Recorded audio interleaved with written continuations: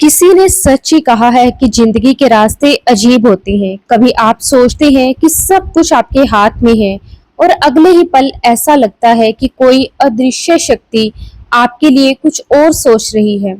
ये कहानी उसी शक्ति की बात करती है जो ना दिखती है ना सुनाई देती है, फिर भी कहीं ना कहीं आपके साथ चलती है। ये कहानी है दीपक की, जो एक छोटे से शहर का साधारण सा इंसान था। ना उसकी जिंदगी में कोई बड़ा सपना था, ना कोई बड़ी उम्मीद। लेकिन जब जिंदगी ने उसे एक कठिन मोड़ पर लाकर खड़ा किया, तो उसे समझ आया कि शायद कुछ चीजें हमारे समझने से परे हैं। दीपक तिवारी मध्य प्रदेश के एक शहर सूरजपुर में रहता था। सूरजपुर कोई बड़ा शहर नहीं था, ना यहाँ ऊंची इमारतें थी, ना बड़ी बड़ी सड़कें। यहाँ की जिंदगी धीमी थी। दीपक की उम्र थी 38 साल। वो एक छोटी सी किराने की दुकान चलाता था, जो उसके पिता ने उसे सौंपी थी। दुकान ज्यादा कमाई नहीं देती थी, लेकिन दीपक के लिए इतना काफी था कि 2 वक्त की रोटी चल जाए। उसकी पत्नी कोमल घर संभालती थी और उनका एक बेटा अनुज 7वीं कक्षा में पढ़ता था। दीपक का स्वभाव बड़ा सादा था, ना ज्यादा बोलना, ना ज्यादा हंसना। लोग कहते थे कि वह अपनी ही दुनिया में खोया रहता है। उसे ना तो त्योहारों का शौक था, ना मंदिर जाने की आदत। कोमल अक्सर कहती, दीपक, कभी भगवान को भी याद कर लिया करो, सब उसी के हाथ में है। दीपक हंसकर टाल देता, अरे भगवान को मेरे जैसे छोटे आदमी से क्या मतलब, वो तो बड़े बड़े लोगों के लिए है। कोमल चुप हो जाती, लेकिन मन ही मन उसे लगता कि दीपक का ये रवैया ठीक नहीं। सूरजपुर में एक पुराना शिव मंदिर था, जिसे लोग बड़ी श्रद्धा से पूजते थे। हर सोमवार वहां भीड़ लगती थी। लोग दूर दूर से आते, शिवलिंग पर जल चढ़ाते और अपनी मनोकामनाएं मांगते। दीपक की दुकान उस मंदिर से बस 2 गलियां दूर थी, लेकिन उसने कभी वहां कदम नहीं रखा। उसे लगता था कि ये सब समय की बर्बादी है। जो होगा मेहनत से होगा, लेकिन जिंदगी हमेशा हमारी सोच के हिसाब से नहीं चलती। एक दिन दीपक को कुछ अजीब सा महसूस हुआ। सुबह उठते ही उसे चक्कर आया। उसने सोचा शायद नींद नहीं पूरी हुई। उस दिन वो दुकान गया, लेकिन दोपहर होते होते उसका सर दर्द से फटने लगा। उसने गोली खाई और घर लौट आया। कोमल ने कहा, डॉक्टर को दिखा लो, ऐसा पहले तो कभी नहीं हुआ। दीपक ने टाल दिया, अरे थकान हो गई, कल ठीक हो जाएगा। लेकिन अगले दिन हालत और बिगड़ गई। आंखों के आगे धुंधलापन छा गया और उसे ऐसा लगा जैसे कोई उसके सर में हथौड़ी मार रहा हो। कोमल ने जिद की और आखिरकार दीपक को शहर के सरकारी अस्पताल ले जाया गया। वहां डॉक्टर ने कुछ टेस्ट करवाए। 2 दिन बाद रिपोर्ट आई और जो सुना, उसे सुनकर दीपक और कोमल के पैरों तले जमीन खिसक गई। डॉक्टर ने कहा, दीपक जी, आपको ब्रेन ट्यूमर है। ये काफी बढ़ चुका है, ऑपरेशन का रिस्क बहुत है और ईमानदारी से कहूं तो आपके पास ज्यादा समय नहीं है, शायद 6 महीने, उससे ज्यादा की उम्मीद मत रखिए। कोमल रो पड़ी। दीपक चुप रहा। उसे कुछ समझ नहीं आया कि क्या कहे, क्या करे। उस रात वो सो नहीं सका। बार बार डॉक्टर की बात उसके कानों में गूंजती रही। 6 महीने, बस 6 महीने। उसने सोचा, मैंने ऐसा क्या गलत किया है कि ये मेरे साथ हो रहा है। पहली बार उसे अपनी जिंदगी इतनी छोटी लगी। दीपक के लिए अगले कुछ दिन धुंधले से गुजरे। अस्पताल से लौटने के बाद वो घर के कोने में बैठा रहता। ना दुकान जाने की हिम्मत थी, ना किसी से बात करने की। कोमल हर पल उसकी आंखों में उम्मीद ढूंढती, लेकिन दीपक का चेहरा पत्थर की तरह सख्त हो गया था। अनुज को समझ नहीं आ रहा था कि मम्मी पापा के बीच ये सन्नाटा क्यों छाया है। कोमल ने उसे बस इतना कहा कि पापा को थकान हो गई है, कुछ दिन आराम करेंगे। लेकिन अनुज की नन्ही आंखें कुछ और ही सवाल पूछ रही थी। सूरजपुर में खबरें हवा की तरह फैलती थी। जल्द ही मोहल्ले वालों को पता चल गया कि दीपक को कोई गंभीर बीमारी है। कोई सहानुभूति दिखाने आता तो कोई सलाह देने। पड़ोस की शर्मा आंटी ने कहा, कोमल उसे बड़े शहर ले जाओ, वहां बड़े डॉक्टर हैं, कुछ तो रास्ता निकलेगा। दूसरी तरफ दुकान के पास चाय की टपरी वाला रामू बोला, दीपक भाई, ये सब पिछले जन्म का फल है, अब भगवान का नाम लो, वही बचा सकता है। दीपक इन बातों को सुनता और मन ही मन सोचता, भगवान अगर वो होता तो ये सब क्यों होता। एक शाम कोमल ने हिम्मत जुटाकर दीपक से कहा, सुनो, ऐसा मत करो, अपने को संभालो, अनुज के लिए ही सही कुछ तो कोशिश करो। दीपक ने उसकी तरफ देखा, उसकी आंखों में गुस्सा और लाचारी दोनों थे। क्या कोशिश करूं? कोमल, डॉक्टरों ने साफ कह दिया है 6 महीने, फिर क्या बचा है मेरे पास। कोमल की आंखें भर आई, लेकिन उसने खुद को रोका। तो क्या बस ऐसे ही हार मान लोगे? कुछ तो करो, मंदिर चलो, प्रार्थना करो। शायद उसकी बात अधूरी रह गई। दीपक ने उसे बीच में ही टोक दिया, मंदिर, वहां क्या मिलेगा? पत्थर की मूर्ति मेरी जान थोड़ा ना बचा लेगी। कोमल चुप हो गई। लेकिन कहते हैं ना, जब इंसान की उम्मीद टूटने लगती है तो कोई ना कोई किरण कहीं से चमक ही जाती है। अगले दिन सुबह दीपक को नींद नहीं आई। वो बिस्तर पर पड़ा छत को घूर रहा था। सर में हल्का दर्द फिर से शुरू हो गया था। उसने सोचा, कम से कम बाहर की हवा ही ले लेता हूँ, और धीरे धीरे उठकर वह घर से बाहर निकल गया। सूरज अभी पूरी तरह निकला भी नहीं था। सूरजपुर की गलियां शांत थी, बस कुछ कुत्तों के भौंकने और दूर मंदिर से आती घंटियों की आवाज सुनाई दे रही थी। दीपक बिना सोचे समझे चलता गया।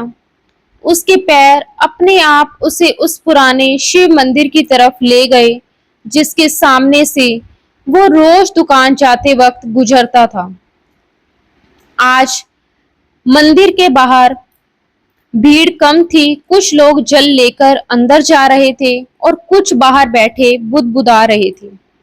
दीपक एक पेड़ के नीचे खड़ा हो गया। उसने मंदिर को देखा, पुरानी सी दीवारें, ऊपर टूटी हुई मीनार और सामने एक बड़ा सा शिवलिंग जिस पर लोग जल चढ़ा रहे थे। उसे कुछ समझ नहीं आया, वो यहाँ क्यों आया। शायद बस थकान से ध्यान हटाना चाहता था। तभी उसकी नजर एक बूढ़े आदमी पर पड़ी जो मंदिर के बाहर बैठा कुछ बेच रहा था। वो सफेद धोती पहने हुए था, चेहरे पर झुर्रियां थी, लेकिन आंखों में अजीब सा तेज था। दीपक उसके पास चला गया। बूढ़े ने उसे देखा और मुस्कुरा कर कहा, बेटा, जल ले लो, 1 रुपए का लोटा, शिवजी जी सब ठीक कर देंगे। दीपक को उसकी बात सुनकर हंसी आ गई। उसने कहा, बाबा, शिवजी अगर सब ठीक करते तो दुनिया में कोई दुखी क्यों होता। बूढ़ा हंसा और बोला, सही कहते हो, लेकिन कभी कभी रास्ता वही दिखाते हैं, कोशिश तो करो। दीपक ने कुछ सोचा और जेब से एक सिक्का निकालकर बूढ़े को दे दिया। उसने लोटा लिया और मंदिर के अंदर चला गया। उसे नहीं पता था कि वह ऐसा क्यों कर रहा है। शायद कोमल की बात उसके दिमाग में कहीं बैठ गई थी। उसने देखा कि लोग शिवलिंग पर जल चढ़ा रहे थे और कुछ बुदबुदा रहे थे। उसने भी वैसा ही किया। जल चढ़ाते वक्त उसे अजीब सा लगा। ना शांति मिली, ना कोई चमत्कार हुआ, बस एक खालीपन सा महसूस हुआ। वो वापस बाहर आया और बिना किसी से बात किए घर लौट गया। उस रात दीपक को नींद नहीं आई। वो टीवी चालू करके बैठ गया। चैनल बदलते हुए उसकी नजर एक धार्मिक चैनल पर पड़ी। वहां एक संत बड़े जोश से बोल रहे थे, शिव जी महादेव हैं और उनके सामने कोई समस्या टिक नहीं सकती। एक लोटा जल, थोड़ी सी श्रद्धा और देखो कैसे रास्ते खुलते हैं। दीपक ने टीवी बंद कर दिया, लेकिन उस संत की बात उसके दिमाग में अटक गई। उसे विमल की कहानी याद आई जो उसने कभी सुनी थी। एक आदमी जिसे ब्रेन ट्यूमर था और जो शिवजी की भक्ति से ठीक हो गया। अगली सुबह दीपक फिर मंदिर गया। इस बार उसने ये सोच लिया था कि वो कुछ दिन ये करके देखेगा। शायद कुछ हो जाए, शायद ना हो, लेकिन कोशिश करने में क्या हर्ज है। उसने जल चढ़ाया और मन ही मन कहा, अगर आप सच में हैं तो कुछ तो दिखाइए। उसे नहीं पता था कि ये छोटा सा कदम उसकी जिंदगी को हमेशा के लिए बदलने वाला था। दीपक ने अगले कुछ दिन तक मंदिर जाना शुरू कर दिया। हर सुबह वो उठता, नहाता और चुपचाप उस पुराने शिव मंदिर की ओर चल पड़ता। एक छोटा सा लोटा हाथ में लिए वो शिवलिंग पर जल चढ़ाता और कुछ पल खामोश खड़ा रहता। उसे नहीं पता था कि वो क्या मांग रहा है, जिंदगी, उम्मीद या बस एक संकेत। जल चढ़ाने के बाद वो बिना किसी से बात किए घर लौट आता। ये उसकी नई दिनचर्या बन गई थी। कोमल को दीपक का ये बदलाव देखकर थोड़ी राहत मिली। उसने सोचा कि शायद ये सब करने से इनके मन को सुकून मिले। उसने दीपक से कुछ नहीं कहा, लेकिन अंदर ही अंदर वो भी प्रार्थना करने लगी थी। अनुज को ये सब अजीब लग रहा था। एक दिन उसने अपनी माँ से पूछा, मम्मी, पापा रोज सुबह कहाँ जाते हैं? कोमल ने हल्के से मुस्कुराकर कहा, मंदिर बेटा, पापा भगवान से बात करने जाते हैं। अनुज ने बोहे सिकोड़ी, भगवान से बात? वो तो कुछ बोलते ही नहीं। कोमल हंस पड़ी, लेकिन उसके मन में भी यही सवाल था। सूरजपुर के छोटे से मोहल्ले में दीपक का मंदिर जाना जल्द ही चर्चा का विषय बन गया। लोग तरह तरह की बातें करने लगे। दुकान के पास चाय की टपरी पर रामू ने एक दिन मजाक में कहा, अरे दीपक भाई, अब संत बन गए। पहले तो मंदिर की तरफ देखते भी नहीं थे। पास बैठे कुछ लोग हंस पड़े। दीपक ने ये सुना, लेकिन चुप रहा। उसे गुस्सा तो आया, लेकिन वो कुछ बोला नहीं। घर लौटकर उसने कोमल से कहा, लोगों को मेरे मंदिर जाने से क्या दिक्कत है? मैं तो किसी का बुरा नहीं कर रहा। कोमल ने उसका हाथ थामकर कहा, दुनिया ऐसी ही है दीपक, तुम अपने मन की सुनो। लेकिन सच तो ये था कि दीपक का मन भी पूरी तरह आश्वस्त नहीं था। जल चढ़ाने के कई दिन बीत गए, लेकिन ना तो उसकी तबीयत में कोई सुधार हुआ, ना ही कोई चमत्कार दिखा। सर का दर्द कभी कभी इतना बढ़ जाता कि वो बिस्तर से उठ भी नहीं पाता था। एक रात वो कोमल से बोला, मैं ये सब बेकार में कर रहा हूँ, कुछ नहीं होने वाला। कोमल ने जवाब दिया, दीपक अभी तो कुछ ही दिन हुए हैं, थोड़ा सब्र रखो। दीपक ने उसकी बात सुनी, लेकिन मन में संदेह बढ़ता जा रहा था। फिर एक दिन कुछ ऐसा हुआ जिसने दीपक को फिर से सोचने पर मजबूर कर दिया। वो सुबह मंदिर पहुंचा। उस दिन भीड़ कुछ ज्यादा थी। लोग लाइन में खड़े जल चढ़ा रहे थे। दीपक भी अपनी बारी का इंतजार कर रहा था। तभी उसकी नजर एक जवान लड़के पर पड़ी, जो मंदिर के कोने में बैठा रो रहा था। वो शायद 20-21 साल का होगा। उसके कपड़े साधारण थे और चेहरे पर उदासी साफ झलक रही थी। दीपक को लगा कि वो उसे कहीं देख चुका है। उसने पास जाकर पूछा, क्या हुआ भाई, रो क्यों रहे हो? लड़के ने आंखें पोंछी और धीरे से कहा, मेरी माँ बीमार है। डॉक्टर कहते हैं कि ज्यादा दिन नहीं बचे। मैं यहाँ रोज जल चढ़ाने आता हूँ, पर कुछ नहीं हो रहा। दीपक को उसकी बात सुनकर अपने हालात याद आ गए। उसने कहा, मैं भी उसी हाल में हूँ, मुझे भी ट्यूमर है। डॉक्टरों ने 6 महीने दिए हैं। लड़के ने उसे देखा और कहा, फिर आप यहाँ क्यों आते हैं? दीपक कुछ पल चुप रहा, फिर बोला, पता नहीं, शायद उम्मीद के लिए। उस लड़के का नाम था विकास। वो पास के गांव से था और अपनी माँ के लिए हर मुमकिन कोशिश कर रहा था। उसने दीपक को बताया, मैंने सुना है कि यहाँ पर एक बाबा आते हैं जो लोगों को रास्ता बताते हैं। लोग कहते हैं कि उनके पास कोई खास दवा है। मैं उन्हीं का इंतजार कर रहा हूँ। दीपक को ये बात अजीब लगी। उसने पूछा, कौन बाबा, क्या नाम है उनका? विकास ने कहा, पता नहीं।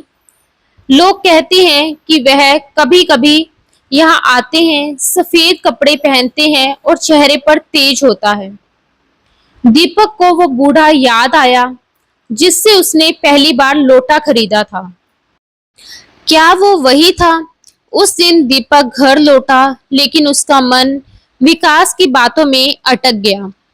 उसे लगा कि शायद ये सब बेकार की अफवाहें हैं, लेकिन कहीं ना कहीं उसके मन में एक सवाल उठ रहा था, क्या सच में कोई ऐसा रास्ता हो सकता है? अगले दिन वो फिर मंदिर गया। इस बार उसने उस बूढ़े को ढूंढने की कोशिश की, लेकिन वो कहीं नहीं दिखा।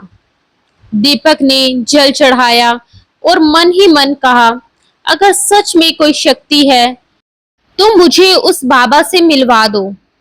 शाम को दीपक घर पर बैठा था। सिर में फिर से दर्द शुरू हो गया था। कोमल उसे दवा देने आई। तभी दरवाजे पर किसी की दस्तक हुई। कोमल ने दरवाजा खोला तो बाहर विकास खड़ा था। उसके हाथ में एक पुराना सा कागज था।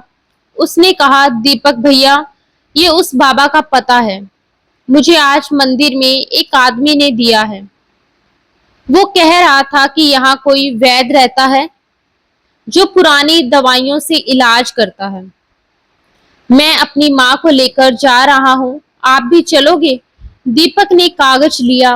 उस पर लिखा था, हरिवेद, नर्मदा घाट, मांडव रोड, सूरजपुर से 20 किलोमीटर। उसका दिल जोर से धड़का।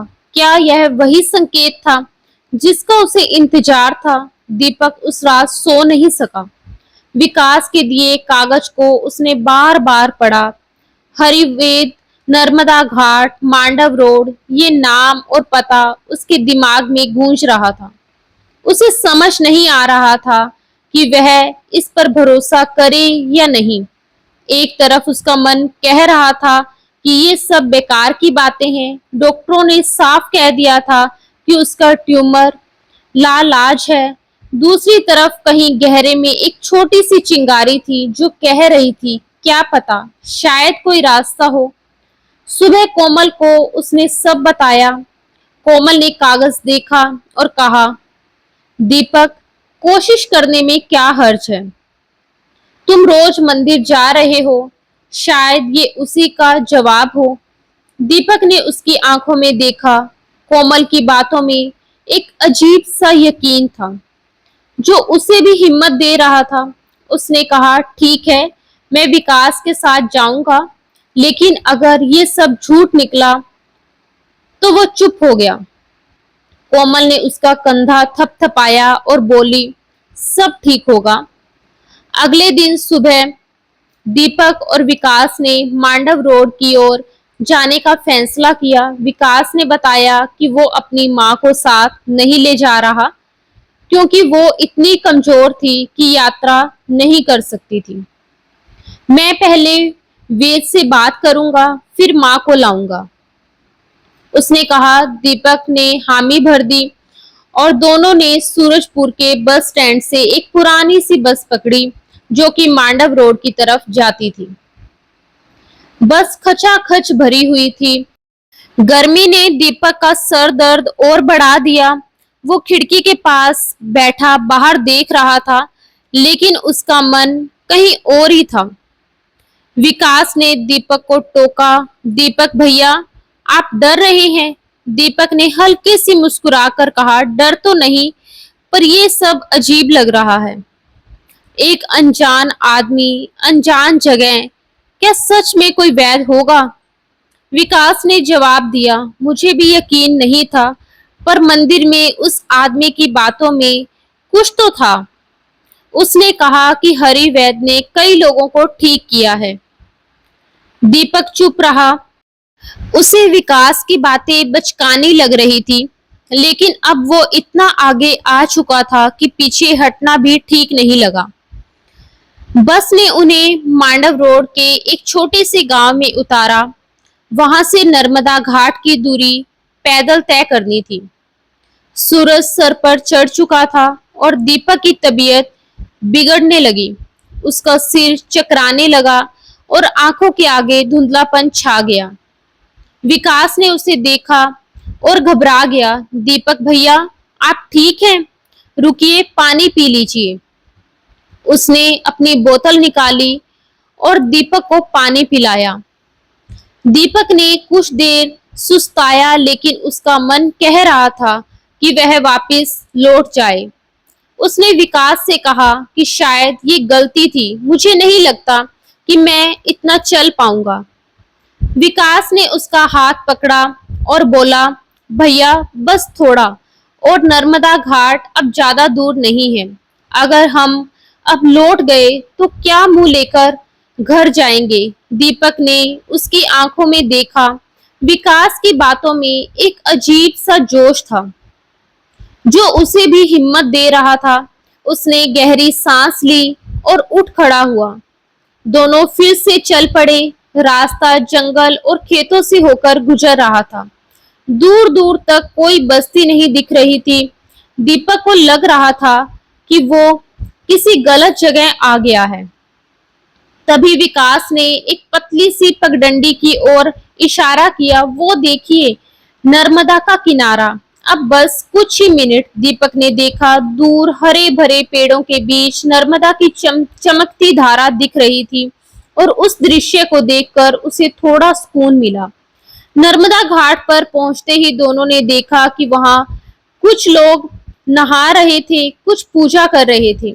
एक छोटा सा मंदिर था जिसके पास कुछ झोपड़ियां बनी हुई थी। विकास ने एक बुजुर्ग औरत से पूछा, माँ जी, हरि वेद कहाँ मिलेंगे? औरत ने एक झोपड़ी की ओर इशारा किया और कहा, वहां, लेकिन वो अभी शायद किसी से मिल रहे हैं, थोड़ा इंतजार करना पड़ेगा। दीपक और विकास उस झोपड़ी के बाहर बैठ गए। दीपक का सर दर्द अब और ज्यादा बढ़ गया था। उसने अपनी आंखें बंद की और नर्मदा की लहरों की आवाज सुनने की कोशिश की। तभी झोंपड़ी का पर्दा हटा और एक आदमी बाहर निकला। वो मध्यम वर्ग का था, साधारण कपड़े पहने हुए थे, चेहरे पर हल्की सी मुस्कान थी और उसने दीपक और विकास को देखा और कहा, आप लोग हरिवेद से मिलने आए हैं? विकास ने उत्साह से कहा, हाँ, हमें उनका पता मंदिर में मिला था। आदमी ने मुस्कुरा कर कहा, मैं ही हरि हूँ, बताइए क्या परेशानी है? दीपक को उसकी सादगी देखकर हैरानी हुई। वो कोई बाबा या संत जैसा नहीं लग रहा था, बस एक साधारण सा इंसान। दीपक ने हिम्मत जुटाकर अपनी बीमारी के बारे में बताया। विकास ने भी अपनी माँ की हालत का जिक्र किया। हरि ने दोनों की बातें ध्यान से सुनी और फिर बोला, मैं कोई जादूगर नहीं हूँ, मेरे पास पुराने नुस्खे हैं जो मेरे दादा परदादा से मिले हैं, लेकिन इलाज में वक्त लगता है और सबसे जरूरी है यकीन। क्या आप दोनों तैयार हैं? दीपक का मन फिर से संदेह से भर गया। उसने सोचा ये आदमी क्या सच में कुछ कर सकता है, लेकिन विकास की आंखों में जो चमक थी उसने उसे चुप रहने पर मजबूर कर दिया। हरि ने कहा, आप दोनों कल सुबह फिर आना, मैं कुछ जड़ी बूटियां तैयार करूंगा। और हाँ, रोज सुबह नर्मदा में स्नान करना, ये भी इलाज का हिस्सा है। वापसी में बस में दीपक चुप रहा। विकास ने उससे पूछा, दीपक भैया, आपको हरिवेद कैसे लगे? दीपक ने धीरे से कहा, पता नहीं, कुछ तो है उनमें, पर मुझे अभी भी डर लग रहा है। विकास हंसा और बोला, डर तो मुझे भी लग रहा है, पर अब रास्ता दिख गया है, चलते रहना है। नर्मदा घाट से लौटने के बाद दीपक का मन अजीब सी उथल पुथल में था। हरिवेद की सादगी और उसकी बातों में छिपा यकीन उसे बार बार याद आ रहा था, लेकिन साथ ही उसका पुराना संदेह भी सर उठा रहा था। क्या जड़ी बूटियां सच में ब्रेन ट्यूमर जैसी बीमारी को ठीक कर सकती है? ये सवाल उसे रात भर सोने नहीं दे रहा था। कोमल ने उससे कहा, दीपक, तुमने कोशिश शुरू की है, अब पीछे मत हटो। दीपक ने सिर्फ सिर हिलाया, लेकिन उसका मन कहीं और ही था। अगली सुबह दीपक और विकास फिर से मांडव रोड के लिए निकले और इस बार दीपक ने कोमल को भी साथ चलने को कहा। कोमल ने अनुज को पड़ोस की शर्मा आंटी के पास छोड़ा और उनके साथ चल पड़ी। रास्ते में दीपक चुप रहा, लेकिन कोमल और विकास आपस में बातें करते रहे। विकास ने बताया कि उसने अपनी माँ को हरिवेद के बारे में बताया था और वह भी अब थोड़ी उम्मीद से भर गई थी। कोमल ने हल्के से मुस्कुराकर कहा, भगवान सब ठीक करेगा। विकास, बस हमें धैर्य रखना है। दीपक ने उनकी बातें सुनी, लेकिन कुछ बोला नहीं। नर्मदा घाट पहुंचने पर हरिवेद उनकी प्रतीक्षा कर रहा था। उसकी झोंपड़ी के बाहर एक छोटा सा चूल्हा जल रहा था और उस पर मिट्टी का बर्तन रखा हुआ था, जिसमें से हल्की सी जड़ी बूटियों की खुशबू आ रही थी। हरि ने तीनों को देखा और मुस्कुरा कर कहा, आ गए आप लोग, अच्छा हुआ समय पर आए। उसने दीपक से उसकी तबीयत के बारे में पूछा। दीपक ने बताया कि सिर दर्द अब और बढ़ गया है और कभी कभी उसे चक्कर भी आते हैं। हरि ने ध्यान से सुना और कहा, ये बीमारी पहले और गुस्सा करेगी, फिर धीरे धीरे शांत होगी, लेकिन आपको मेरी बात माननी पड़ेगी। हर दिन नर्मदा में स्नान और मेरी ही दी हुई दवा को समय पर लेना। हरि ने एक छोटी सी शीशी निकाली, जिसमें गहरे भूरे रंग का तरल था।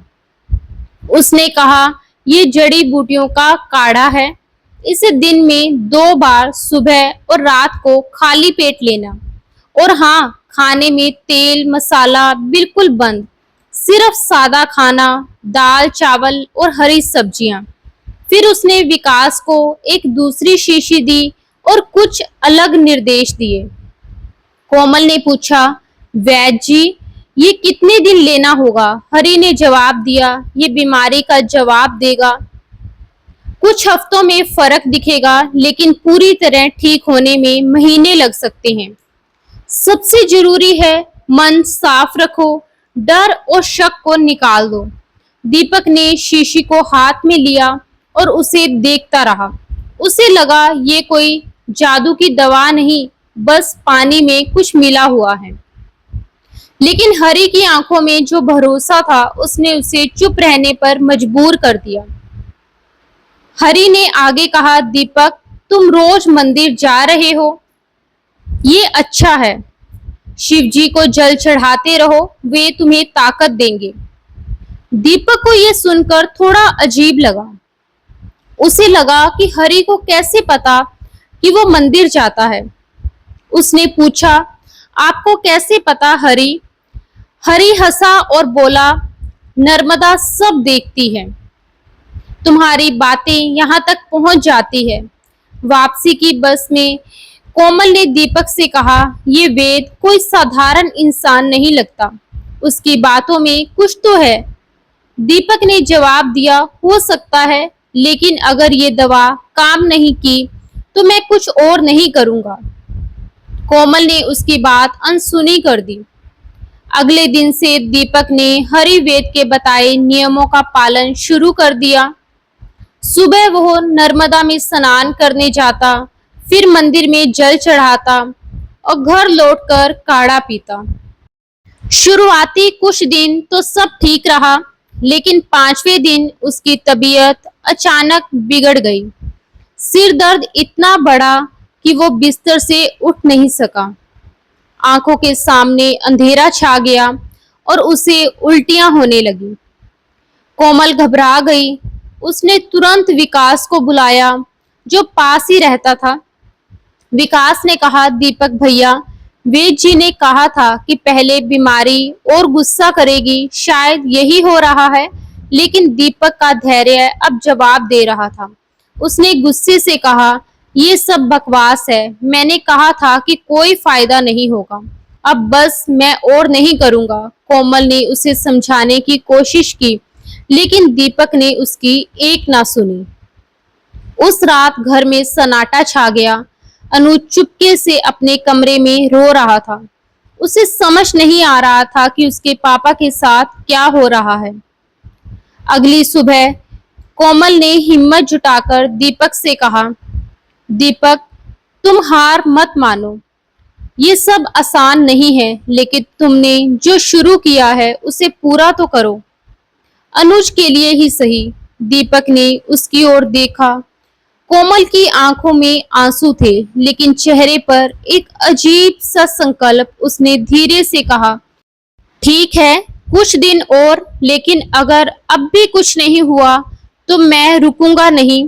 उसी दिन दोपहर में विकास फिर से उनके घर आया। उसके चेहरे पर हल्की सी मुस्कान थी। उसने बताया, दीपक भैया, मेरी माँ को आज थोड़ा बेहतर लग रहा है। वो सुबह उठकर कुछ देर बैठी। ऐसा कई महीनों बाद हुआ। दीपक को उसकी बात सुनकर थोड़ा सुकून मिला, लेकिन उसका मन अभी भी भारी था। विकास ने आगे कहा, मैंने वेद जी से आपकी बात की। उन्होंने कहा कि आप एक बार फिर उनसे मिल लो, वो कुछ और बताना चाहते हैं। दीपक ने सोचा कि अब और क्या बाकी है, लेकिन कोमल की जिद और विकास की बातों ने उसे फिर से नर्मदा घाट जाने के लिए तैयार कर दिया। अगले दिन वो अकेले ही हरिवेद से मिलने गया। इस बार हरि ने उसे अपनी झोंपड़ी के अंदर बुलाया। वहां दीवार पर एक छोटा सा शिवलिंग था और पास में कुछ पुरानी किताबें रखी थी। हरि ने दीपक से कहा, दीपक, तुम्हारा मन डोल रहा है। ये बीमारी सिर्फ शरीर की नहीं, मन की भी है। तुम्हें अपने डर को छोड़ना होगा। दीपक ने गहरी सांस ली और कहा, वेद जी, मैं कोशिश कर रहा हूँ, लेकिन जब कुछ दिखता नहीं तो यकीन कैसे करें। हरि ने मुस्कुराकर जवाब दिया, यकीन दिखने वाली चीज नहीं है, ये वो आग है जो अंदर जलती है। तुम शिवजी पर जल चढ़ाते हो, लेकिन क्या तुमने कभी उनसे दिल से बात की? जाओ, नर्मदा के किनारे बैठो और अपने मन की हर बात कह डालो, फिर देखो क्या होता है।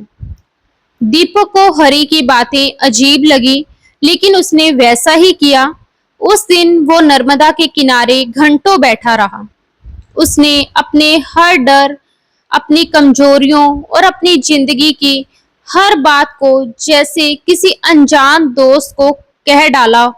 उसे नहीं पता था कि वो नर्मदा से बात कर रहा है, शिवजी से या खुद से, लेकिन जब वो उठा तो उसका मन हल्का था। नर्मदा के किनारे से लौटने के बाद दीपक को पहली बार कुछ अलग सा महसूस हुआ। उसका मन हल्का था, जैसे कोई बोझ उतर गया हो। उस रात उसने हरिवेद की दी हुई शीशी से काढ़ा पिया और बिस्तर पर लेट गया। कई दिनों बाद उसे गहरी नींद आई। सुबह जब वो उठा तो सिर दर्द हल्का सा कम लगा। ये कोई बड़ा बदलाव नहीं था, लेकिन इतने दिनों की तकलीफ के बाद ये छोटी सी राहत भी उसे बड़ी लगी। उसने कोमल से कहा, शायद ये काढ़ा कुछ काम कर रहा है। कोमल की आंखें चमक उठी। उसने तुरंत हाथ जोड़कर कहा, शिव जी की कृपा है। दीपक, अब हिम्मत मत हारना। अगले कुछ दिन दीपक ने हरिवेद के बताए नियमों का सख्ती से पालन किया। सुबह नर्मदा में स्नान, मंदिर में जल चढ़ाना और काढ़े का सेवन, ये उसकी जिंदगी का हिस्सा बन गया। धीरे धीरे उसे अपनी तबीयत में छोटे छोटे सुधार दिखने लगे। चक्कर आना कम हो गया और सर दर्द अब इतना तेज नहीं रहता था। विकास भी हर दिन खबर लेकर आता कि उसकी माँ की हालत में सुधार हो रहा है। एक दिन उसने खुशी से कहा, दीपक भैया, माँ ने आज खुद से खाना खाया। वैद्य जी का इलाज सच में कमाल है। दीपक ने उसकी बात सुनी और मन ही मन सोचा, शायद सच में कुछ हो रहा है। लेकिन जहां रोशनी भरती है, वहां छाया भी गहरी होती है। दीपक का ये बदलाव घर और मोहल्ले में सबको अच्छा नहीं लगा। कोमल की खुशी को देखकर दीपक के बड़े भाई सुरेश को कुछ ठीक नहीं लगा। सुरेश सूरजपुर में ही रहता था और एक स्कूल में शिक्षक था। वो हमेशा से दीपक को कमजोर और कम अकल समझता था। एक दिन वो दीपक के घर आया और बोला, दीपक, ये क्या ढोंग कर रहा है तू? मंदिर, वैद्य, जड़ी बूटियां, ये सब बेकार हैं। तुझे बड़े शहर ले चलते हैं, वहां ठीक इलाज होगा। दीपक ने शांत स्वर में कहा, भैया, मुझे यहाँ कुछ फर्क दिख रहा है, मैं कोशिश कर रहा हूँ। सुरेश गुस्से में भड़क गया। फर्क? ये सब तेरे दिमाग का वहम है। तू कोमल को भी बेवकूफ बना रहा है। अगर कुछ हो गया तो अनुज का क्या होगा? कोमल ने बीच में बोलने की कोशिश की, भैया, हम बस उम्मीद से। लेकिन सुरेश ने उसे टोक दिया, चुप रहो कोमल, तुम लोग अंधविश्वास में पड़ गए हो। और उस दिन घर में तनाव बढ़ गया। सुरेश गुस्से में चला गया, लेकिन उसके शब्द दीपक के मन में चुभ गए। मोहल्ले में भी बातें शुरू हो गई। रामू ने चाय की टपरी पर कहा, दीपक अब ठीक होने का नाटक कर रहा है। कोई वैद्य ट्यूमर ठीक कर देगा। ऐसा होता तो डॉक्टर क्या करते? शर्मा आंटी ने कोमल से कहा, देखो, ज्यादा भरोसा मत करो, कहीं पैसा वैसा बर्बाद ना हो जाए। इन बातों का असर दीपक पर पड़ने लगा। उसे लगने लगा कि शायद वह सच में गलत रास्ते पर है। उस रात उसने कोमल से कहा, क्या सच में ये सब बेकार है? अगर भैया सही है तो कोमल ने उसका हाथ थामकर कहा, दीपक, जो ठीक लग रहा है उसे करो। लोग हमेशा बोलते रहेंगे। अगले दिन दीपक फिर नर्मदा घाट गया। उसे हरिवेद से कुछ सवाल पूछने थे। वहां पहुंचकर उसने देखा कि हरि एक छोटे से पौधे को पानी दे रहा था।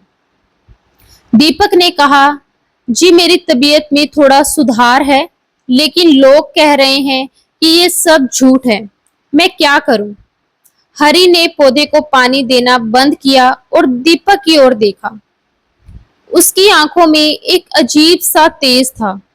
उसने कहा, दीपक, लोग वही कहते हैं जो उनके पास है।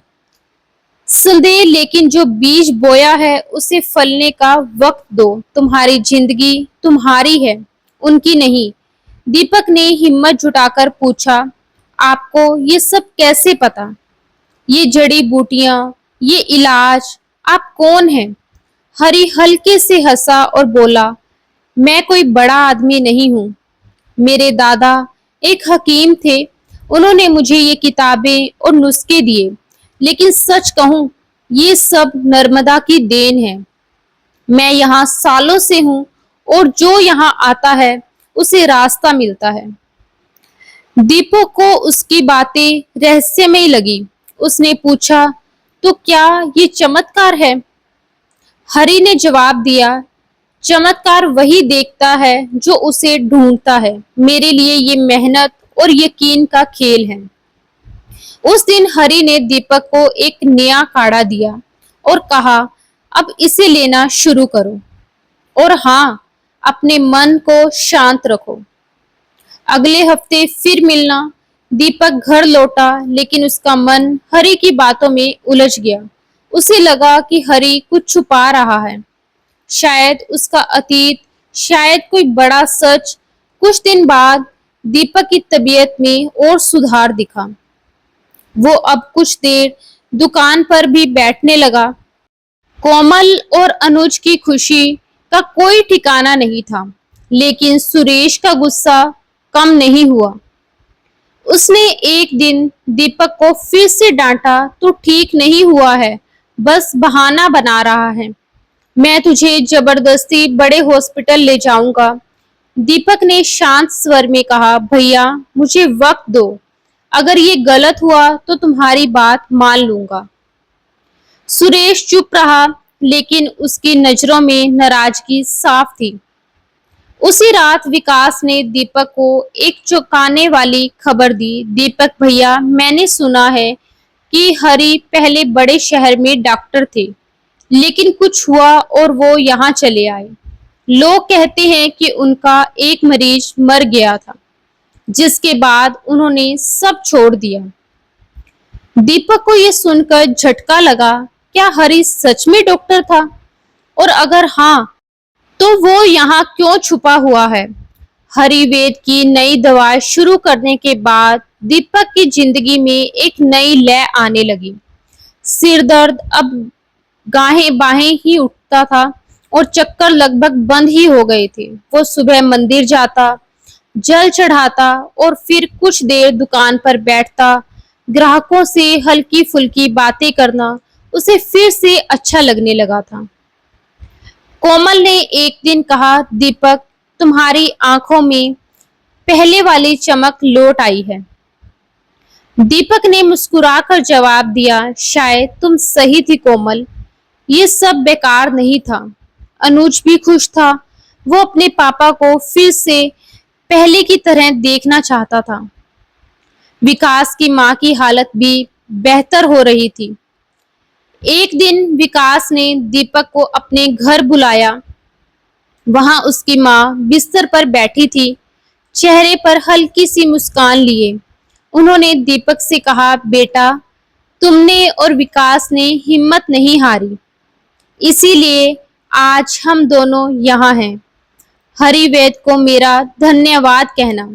दीपक ने सिर झुकाकर कहा, हाँ जी माँ जी। लेकिन उसके मन में एक सवाल बार बार उठ रहा था, हरिवेद सच में कौन है?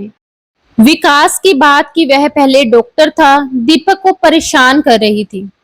उसने फैसला किया कि वो हरि से इस बारे में पूछेगा। अगली बार नर्मदा घाट जाने पर वो अकेले ही निकला। वहां पहुंचकर उसने देखा कि हरि अपनी झोंपड़ी के बाहर बैठा कुछ लिख रहा था। दीपक ने पास जाकर कहा, वैद्य जी आपकी दवा काम कर रही है, मैं अब पहले से बहुत बेहतर हूँ। हरि ने मुस्कुराकर कहा, यह सुनकर अच्छा लगा दीपक, लेकिन तुम यहाँ कुछ पूछने आए हो? दीपक हैरान हो गया।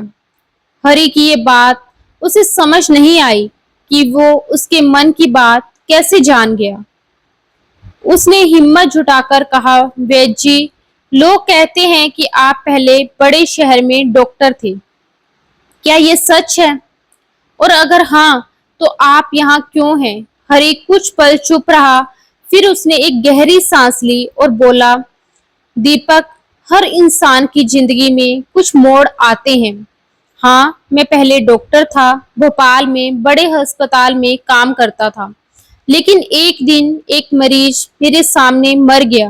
वो जवान था, उसकी बीमारी ठीक हो सकती थी, पर मेरी एक गलती से वो चला गया। मैं खुद को माफ नहीं कर सका। दीपक ने ध्यान से सुना। हरि ने आगे कहा, उसके बाद मैंने सब छोड़ दिया। यहाँ नर्मदा किनारे आ गया, मेरे दादा के नुस्खों को फिर से पढ़ा और जो सीखा उसे लोगों के लिए इस्तेमाल करने लगा। मैं कोई संत नहीं हूँ दीपक, बस एक इंसान हूँ जो अपनी गलतियों को सुधारना चाहता है। दीपक को हरि की बातों में दर्द और सच्चाई का मिश्रण लगा। उसने कहा, तो आप यहाँ छुपे हुए हैं? हरि हंसा और बोला, छुपा नहीं दीपक, यहाँ मैंने खुद को पाया है। और उस दिन दीपक घर लौटा, लेकिन हरि की कहानी उसके मन में घूमती रही। उसे अब हरि पर और भरोसा हो गया था, लेकिन ये भरोसा घर में तूफान लाने वाला था। सुरेश को जब पता चला कि दीपक अब भी वैद्य के पास जा रहा है, तो उसका गुस्सा फूट पड़ा। वो एक शाम दीपक के घर आया और चिल्ला कर बोला, दीपक तू पागल हो गया है, ये वैद्य कोई ठग है और तू उसकी बातों में आ रहा है। मैं तुझे अभी भोपाल ले चलता हूँ, वही टेस्ट करवाएंगे, देखते हैं कि तू सच में ठीक हुआ या नहीं। दीपक ने शांत स्वर में कहा, भैया मुझे अपनी हालत का पता है, मैं ठीक हो रहा हूँ, मुझे वक्त दो। लेकिन सुरेश ने उसकी एक ना सुनी। उसने कोमल पर भी गुस्सा निकाला, तुम भी इसे रोकती क्यों नहीं? अगर ये मर गया तो अनुज का क्या होगा? कोमल रो पड़ी। दीपक का धैर्य अब टूट गया। उसने कहा, भैया मेरी जिंदगी है, मेरा फैसला है, आप मुझे जबरदस्ती कहीं नहीं ले जा सकते। सुरेश ने उसे घूरा और बोला, ठीक है फिर जो होगा देख लेना। वो गुस्से में चला गया। उस रात दीपक को नींद नहीं आई। सुरेश की बातें उसके कानों में गूंज रही थी। क्या वह सच में गलत था? क्या ये सुधार बस उसका वहम था? तभी उसे एक सपना आया। सपने में वो नर्मदा के किनारे खड़ा था। सामने एक बड़ा शिवलिंग था जिस पर जल की धारा बह रही थी। एक आवाज आई, दीपक रास्ता मुश्किल है पर अंत अच्छा होगा, चलते रहो। दीपक की नींद टूट गई। उसका दिल जोर जोर से धड़क रहा था। उसे लगा कि ये कोई संकेत था। अगले दिन वो फिर मंदिर गया। जल चढ़ाते वक्त उसने मन ही मन कहा, शिव जी अगर ये सपना आपका संदेश था तो मुझे हिम्मत दो। उस दिन से उसका संदेह कम होने लगा। वो हरि के इलाज और अपनी आस्था पर पूरी तरह भरोसा करने लगा। कुछ दिनों बाद उसने फैसला किया कि वो भोपाल जाकर टेस्ट करवाएगा, ना सिर्फ सुरेश को जवाब देने के लिए बल्कि खुद को यकीन दिलाने के लिए कि वो सच में ठीक हो रहा है। विकास ने उसे हौसला दिया, दीपक भैया आप जाइए, मुझे यकीन है कि सब ठीक होगा। कोमल ने भी कहा, दीपक अब डरने की कोई बात नहीं, जो होगा अच्छा होगा। दीपक ने बस की टिकट ली और भोपाल के लिए निकल पड़ा। उसके मन में डर और उम्मीद दोनों थी, लेकिन इस बार उम्मीद ज्यादा भारी लग रही थी। दीपक भोपाल की बस में बैठा खिड़की के पास बाहर देख रहा था। सूरजपुर से भोपाल का रास्ता लंबा था और उसके मन में उथल पुथल मची थी। एक तरफ उसे अपनी बेहतर होती हालत पर भरोसा था और दूसरी तरफ सुरेश की बातें उसे परेशान कर रही थी। कोमल ने उसे विदा करते वक्त कहा था, दीपक जो होगा अच्छा होगा, शिवजी हमारे साथ हैं। उसकी बातें दीपक के मन में हौसले की तरह गूंज रही थी। भोपाल पहुंचने पर दीपक सीधे एक बड़े सरकारी अस्पताल गया। वहां उसने अपने पुराने टेस्ट की रिपोर्ट दिखाई और नए स्कैन के लिए कहा। डॉक्टर ने उसकी हालत देखकर थोड़ी हैरानी जताई। उसने पूछा, आपको 6 महीने पहले ट्यूमर डायग्नोस्ड हुआ था और आप अब तक ठीक कैसे हैं? क्या इलाज लिया? दीपक ने हरी वेद और जड़ी बूटियों की बात बताई। डॉक्टर ने हल्के से मुस्कुराकर कहा, चलो देखते हैं, स्कैन के बाद सब पता चल जाएगा। 2 दिन बाद रिपोर्ट आई। दीपक डॉक्टर के कमरे में बैठा था, हाथ में एक कप चाय लिए। उसका दिल जोर जोर से धड़क रहा था। डॉक्टर ने रिपोर्ट देखी और कहा, दीपक जी, ये हैरान करने वाली बात है कि आपका ट्यूमर ना सिर्फ बड़ा नहीं बल्कि काफी हद तक सिकुड़ गया है। ये भी पूरी तरह खत्म नहीं हुआ, लेकिन इस स्टेज पर यह कहना गलत नहीं होगा कि आप खतरे से बाहर हैं। दीपक को अपने कानों पर यकीन नहीं हुआ। उसने कांपते स्वर में पूछा, मतलब मैं ठीक हो जाऊंगा? डॉक्टर ने जवाब दिया, हाँ, अगर ऐसा ही चलता रहा तो पूरी तरह ठीक होने की उम्मीद है। आप जो भी कर रहे हैं उसे जारी रखें। दीपक की आंखें भर आई। उसने तुरंत कोमल को फोन किया और सारी बात बताई। कोमल रो पड़ी और बोली, दीपक, मैंने कहा था ना, शिवजी सब ठीक करेंगे, अब घर आ जाओ। दीपक ने हामी भरी और अगली बस से सूरजपुर लौट आया। घर पहुंचते ही कोमल और अनुज ने उसे गले लगा लिया। अनुज ने कहा, पापा, आप हमेशा मेरे साथ रहेंगे ना?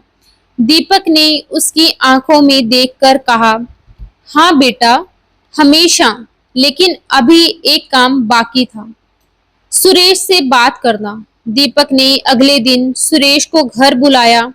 सुरेश अभी भी नाराज था, लेकिन दीपक की बात सुनने आया। दीपक ने उसे रिपोर्ट दिखाई और कहा, भैया, तुम सही कहते थे कि टेस्ट जरूरी है, लेकिन मैं जो कर रहा था ना, वो भी गलत नहीं था। ये देखो, मैं ठीक हो रहा हूँ। सुरेश ने रिपोर्ट पढ़ी और चुप हो गया। कुछ पल बाद उसने कहा, दीपक, मुझे गलतफहमी हुई, मैं बस तुम्हें खोना नहीं चाहता था। दीपक ने उसका कंधा थपथपाया और बोला, भैया, अब सब ठीक है। उस दिन दोनों भाइयों के बीच का तनाव खत्म हो गया। दीपक ने फैसला किया कि वह हरिवेद को धन्यवाद देगा। अगले दिन वह नर्मदा घाट गया। वहां पहुंचकर उसने देखा कि हरि अपनी झोंपड़ी के बाहर बैठा नर्मदा की लहरों को देख रहा था। दीपक ने पास जाकर कहा, ले जी, आपकी वजह से मैं आज जिंदा हूँ। भोपाल में टेस्ट हुआ, ट्यूमर सुंगुट गया है। हरि ने मुस्कुरा कर कहा, दीपक, ये मेरी वजह से नहीं, तुम्हारी मेहनत और यकीन से हुआ। मैं तो बस एक जरिया हूँ। दीपक ने पूछा, वैद्य जी, आप यहाँ क्यों रहते हैं?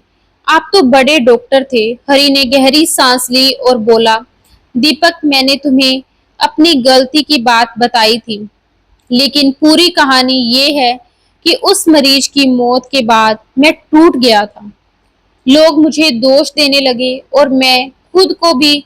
फिर एक दिन मैं नर्मदा के किनारे आया, यहाँ मुझे शांति मिली। मैंने सोचा कि अगर मैं अपनी गलतियों को नहीं सुधार सकता तो दूसरों की जिंदगी तो बचा सकता हूँ, इसीलिए यहाँ रह गया। दीपक ने हरि की बात सुनी और कहा, आपने मेरी जिंदगी बदल दी, मैं आपको कभी नहीं भूलूंगा।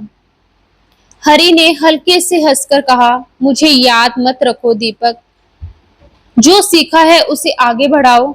और हाँ, शिव जी को जल चढ़ाते रहना, वो हमेशा सुनते हैं।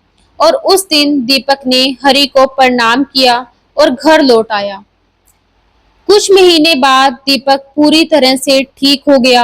डॉक्टरों ने भी हैरानी जताई कि ऐसा कैसे हुआ। दीपक ने अपनी जिंदगी फिर से शुरू की, दुकान चलाने लगा, अनुज को पढ़ाने लगा और हर सोमवार मंदिर जाता रहा। उसने अपनी कहानी मोहल्ले में सुनाई और लोग जो पहले उसका मजाक उड़ाते थे अब उससे प्रेरणा लेने लगे। विकास की माँ भी ठीक हो गई और दोनों परिवारों में एक नया रिश्ता बन गया। एक दिन दीपक नर्मदा के किनारे बैठा था। उसने आसमान की ओर देखा और मन ही मन कहा कि शिव जी, आपने मुझे रास्ता दिखाया। ये चमत्कार नहीं था, पर आपने मुझे वो हिम्मत दी जिससे मैं खुद को बचा सका। तभी एक हवा का झोंका आया और नर्मदा की लहरें जैसे जवाब में हिल उठी। दीपक मुस्कुराया, उसे समझ आ गया कि जिंदगी के रास्ते ऊपर से बनते हैं, बस चलते रहना होता है। इसके साथ ही दीपक की कहानी खत्म होती है। यह एक साधारण इंसान की असाधारण कहानी थी। संदेह से आस्था तक, हताशा से उम्मीद तक, हरिवेद की सादगी और नर्मदा की शक्ति ने उसे नई जिंदगी दी। ये कहानी हमें सिखाती है कि चमत्कार बड़ी चीजों में नहीं बल्कि छोटे छोटे कदमों और अटूट विश्वास में छुपे होते हैं। दोस्तों, आशा है ये कहानी आपको पसंद आई होगी। अगर पसंद आई हो तो वीडियो को लाइक करके कमेंट में ओम नमः शिवाय जरूर लिखें। ओम नमः शिवाय, शिव जी सदा सहाय।